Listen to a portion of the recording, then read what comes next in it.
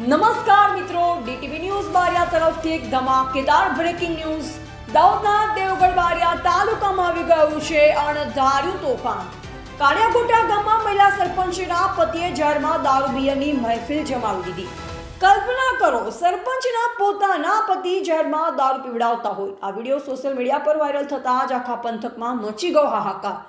મીડિયામાં સમાચાર આવતા જ કુંભકર્ણની નિંદ્રામાં સૂતેલી પોલીસ જાગીને સીધી એક્શન મોડમાં. પીપલોદ પોલીસે વાયરલ વિડીયો જોઈ તરત તપાસ શરૂ કરીને માત્ર કલાકોમાં કુલ 8 શખ્સોની ધરપકડ કરી લીધી.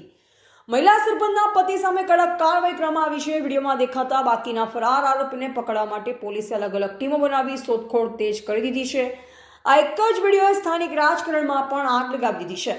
જવાબદાર વ્યક્તિના પતિની આ કરતૂત હવે કોઈ છુપાવી શકે તેમ નથી. વધુ અપડેટ્સ માટે ડીટીવી ન્યૂઝ બારિયાને હમણાં જ ફોલો કરો. કમેન્ટમાં લખો આવી કાર્યવાહી થવી જોઈએ કે નહીં. ધન્યવાદ.